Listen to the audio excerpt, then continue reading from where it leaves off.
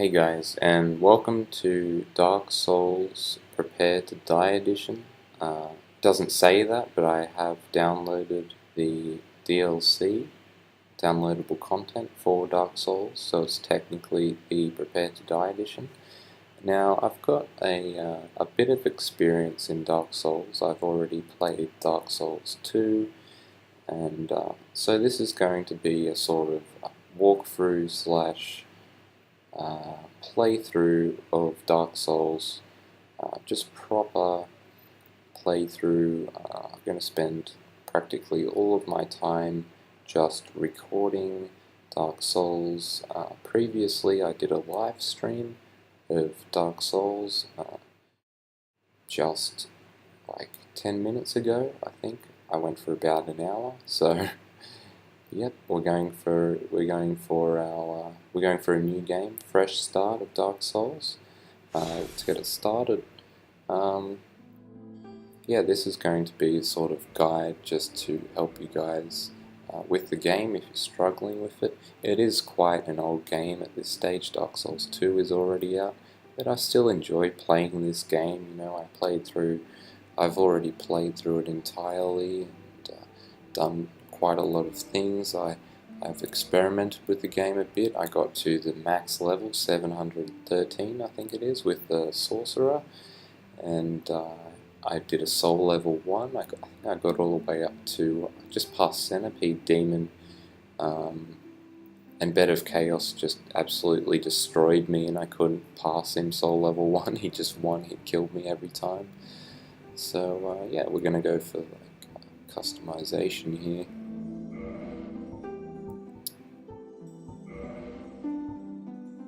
Yeah, this is going to be like a guide just to show you guys. I'm going to try to avoid doing any glitches, just because from experience, I know that that's what people don't want to see. They want to see a proper playthrough. I will be showing you how to do the glitches, but if there are any game-breaking glitches such as soul duplication glitches, I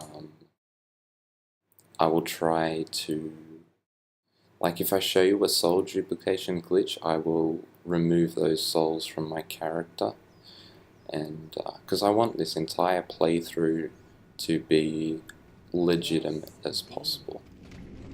I might even go to New Game Plus 7 with this character.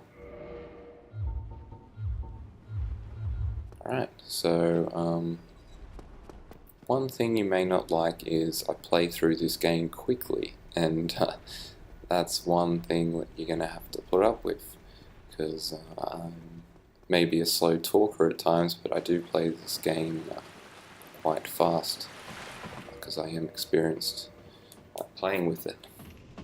I'm not trying to boast, I'm just showing you what level I'm currently at with the game, so that you just understand. If you have any questions about the game, just post in the comments. I'll be sure to answer as much as I can. And yeah, anything's along the way. Yeah, I'll be showing you how to do the glitches, how to kill the bosses easily. First boss we're starting off with is the Asylum Demon, and he is quite an easy boss. The main strategy that you have to do with him is try to stay behind him, avoid his hammer, obviously. Try to stay behind him. Yeah, and just keep hitting him with a sword on his ass. That's practically what you have to do, and just until he dies. You can do a double hit at the start of the game, at the start of the boss fight, just to get some extra damage on him. I forgot to equip my sword there.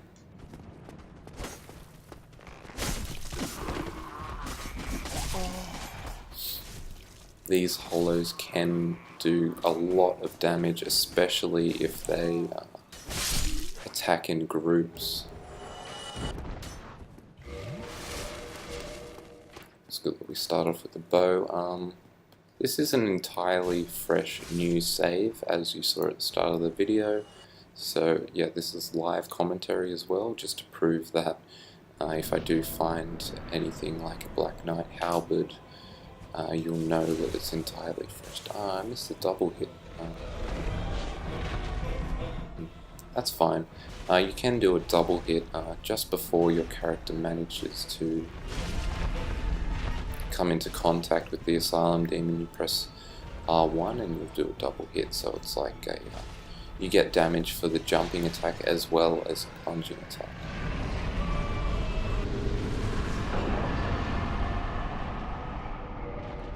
So yeah, just with that boss you gotta stay behind him, do as much damage to him as possible.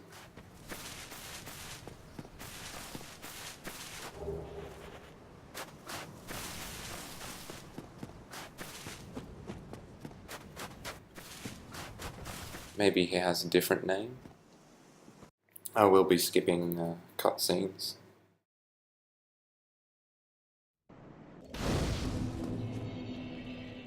So the first thing that we're going to do is level up strength, because I want to find some Black Knight weapons at the start of the game.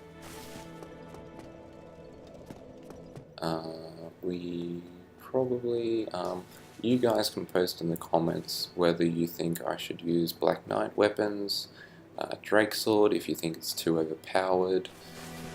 I can refrain from using them.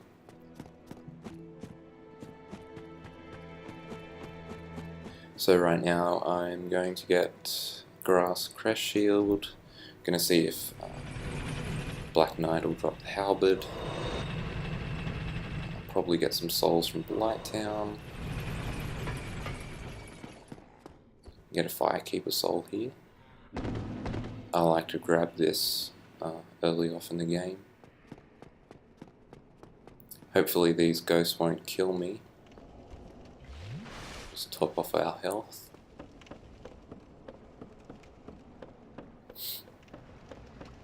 Now the way to attack these ghosts here is to use a transient curse.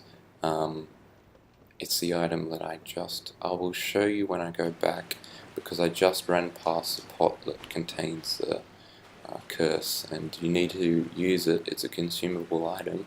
You need to use it in order to attack these ghosts, because it is impossible to attack them without it. So we got a Firekeeper soul. You can use a Firekeeper soul to upgrade your Estus Flask. It will say +1 next to your Estus Flask, and I'll show you how to reinforce the Firekeeper soul. It actually acts as another Estus Flask, so it acts as if you used 2 at once from the amount that you already have. So you break that pot and there's a hollow here. He'll drop a transient curse, and yeah, like I said, it's a consumable item. There's a description. Allows engagement with ghosts, so you can attack ghosts. Estoc most likely won't be using that weapon in the playthrough.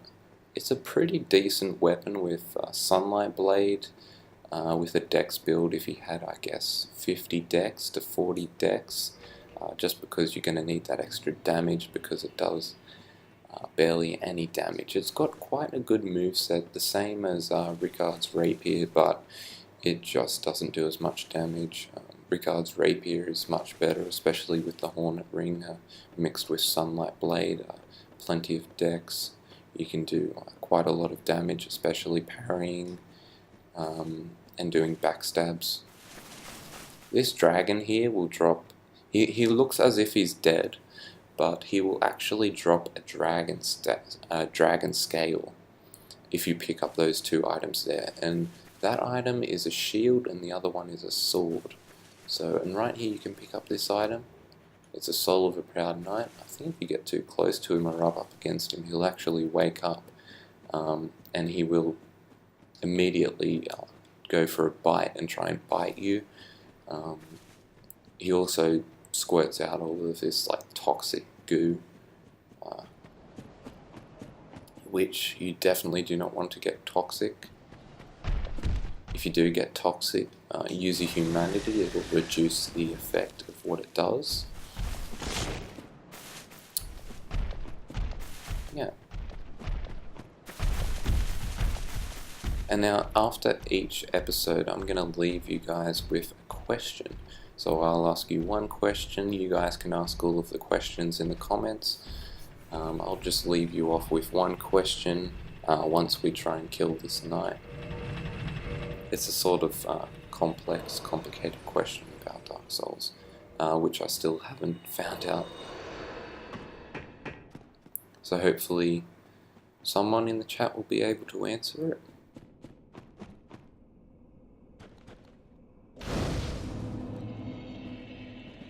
Now I've heard mixed things about the drop rate. I think 4, it does give you better drop rate, but depending on the drop of the Black Knight's halberd, I think it's like 3 humanities at best, maybe even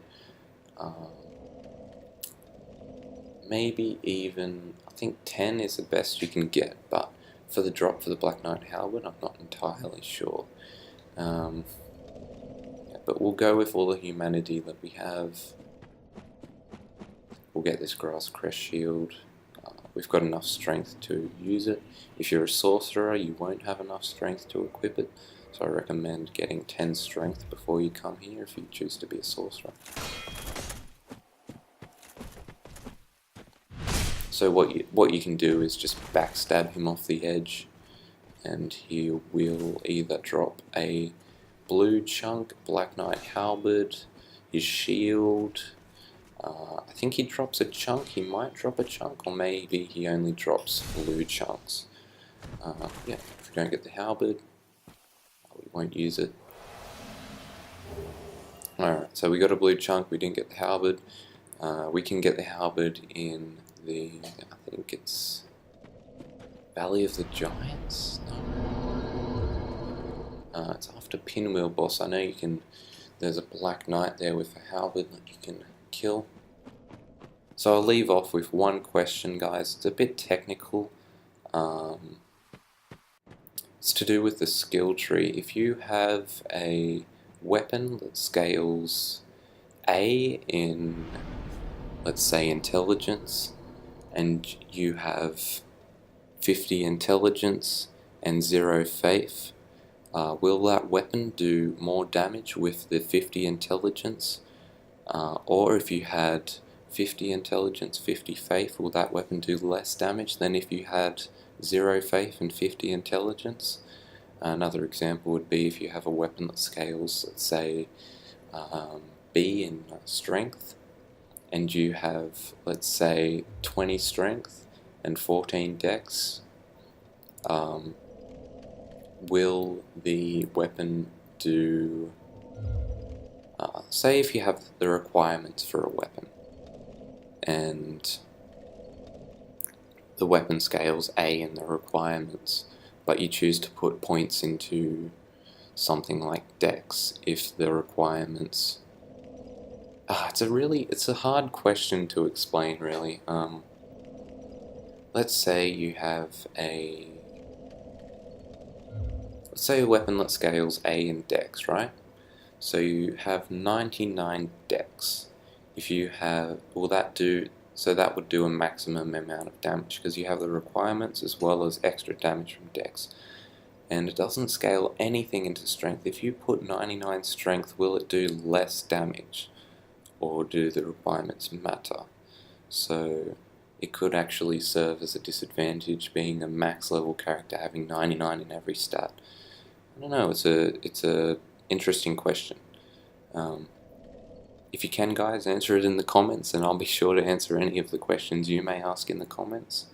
So as always, thanks for watching, guys, and I'll see you in the next Dark Souls 1 video.